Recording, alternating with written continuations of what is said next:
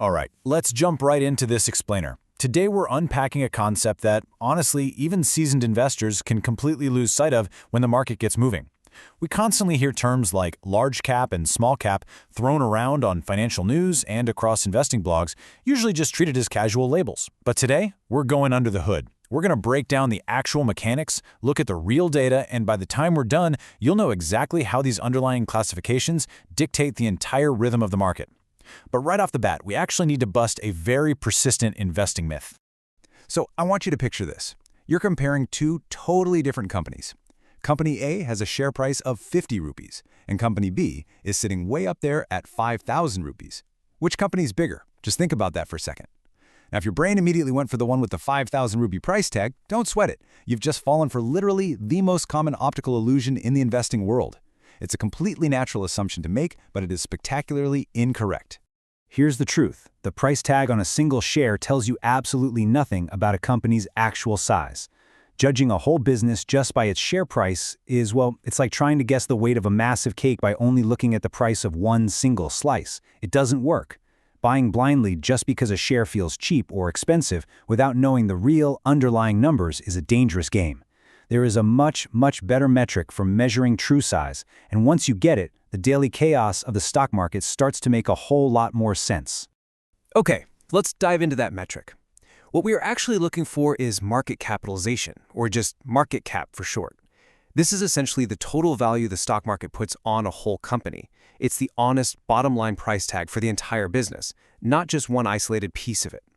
So whenever we're talking about large caps and small caps, that cap part, it's referring to this exact figure.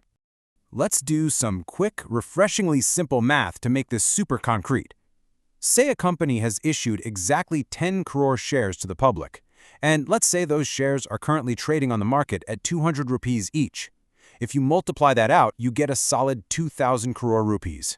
And that right there is the company's market cap. If you wanted to buy the entire business outright at today's market price, well, that's the exact check you'd have to write. So the golden rule is incredibly straightforward. Market cap equals the share price multiplied by the total shares issued. And this equation brilliantly shows why a high share price by itself means absolutely nothing. A firm could have a whopping 5,000 rupee share price, sure, but if they've only issued a tiny handful of shares, they could actually be a much smaller business than a firm with a 50 rupee share price that has issued a colossal mountain of shares. Market cap cuts right through that noise and combines both variables into one comparable, honest number. Now, how does this play out in the real world? Well, in India, classifying companies isn't just left up to the opinions of financial talking heads. The market regulator, SEBI, officially sorts listed companies into very strict buckets. They rank every single company by market cap and basically just draw two lines in the sand. The absolute biggest, the top 100 companies, are your large caps. The next 150, so ranks 101 to 250, are your mid caps, and absolutely everything else, from rank 251 all the way down, gets categorized as a small cap. And since company values are always moving, AMFI, the mutual fund industry body, actually updates this official list every single January and July. To give you a real sense of the scale we're talking about, let's look at the AMFI cutoffs from January 2026. The sheer rupee difference required to sit in these different categories is pretty staggering. Just to crack into that exclusive top 100 large cap club, a company needed a market cap of roughly 1,05,000 crore rupees. Meanwhile, to stay just above the small cap line and cling to mid-cap status, a company needed to be worth about 34,700 crore. The gap is absolutely monumental, and it really puts the dominance of those top large caps into perspective. But, and this is a crucial detail, those cutoffs are definitely not set in stone. They climb as the overall market expands.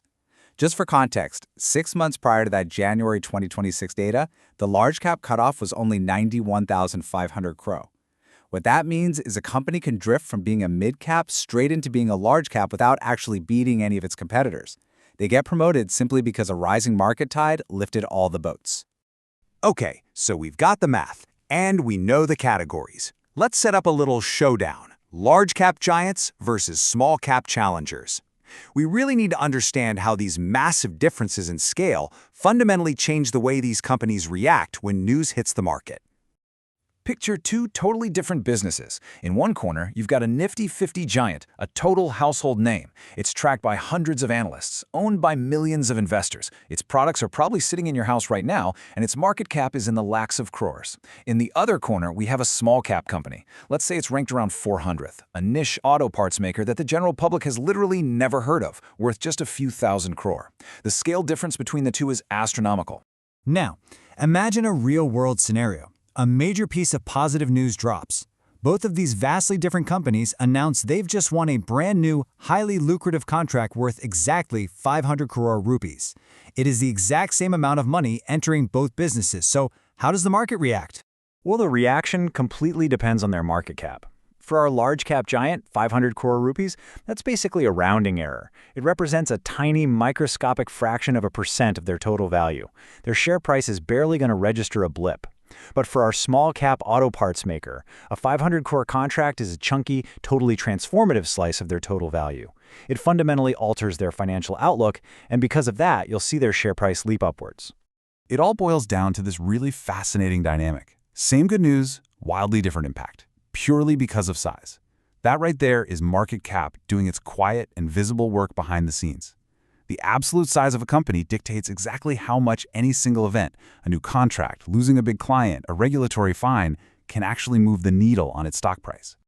And this brings us to why all of this actually matters to your portfolio. Because size is the very first thing that shapes the risk and reward of everything you invest in. Large caps, they're steadier. They are established, cash-rich, and much harder to knock over during a bad economy. But because they are already so massive, they have way less room to double in size. Small caps, on the other hand, offer the chance for much faster growth, exactly because they are starting from such a small base. The catch is, they fall way harder when bad news hits, they can be tougher to trade, and they are incredibly sensitive to just one bad quarter. Mid-caps just sit comfortably right in the middle, partially grown, still climbing, and balancing those distinct risks and rewards. So, the crucial takeaway here is that you really have to match a mutual fund's label to your own personal stomach for risk. This is exactly why mutual funds proudly slap these cap sizes right in their names. A large cap fund manager is specifically trying to give you stability and steady returns. A small cap fund manager is actively hunting for aggressive growth, completely accepting that you're going to hit some severe bumps along the way. When you actually understand what these labels mean, you stop buying blind and you start investing with real intention. I want to leave you with a quick piece of homework. After this explainer, open up your investing app. Look up the market cap of a company you really like, or one you currently own, and check which official bucket its rank actually puts it in. Is it a large, mid, or small cap? And more importantly, did that official mathematical rank actually match the mental picture you had of the company in your head? If there's a disconnect there, sit with that surprise for a minute. It might just totally change how you view your entire portfolio. And that wraps up our breakdown of market cap in the very different worlds of small and large caps. Now that you've got a solid grip on how individual companies are sized and ranked, we are officially ready for the next level. In our next explainer, we're going to decode those massive market indices like the Sensex and the Nifty and explore the fascinating math of how one single number manages to capture the mood of the entire stock market. You definitely won't want to miss that one. Keep learning, stay focused, and I'll catch you in the next one.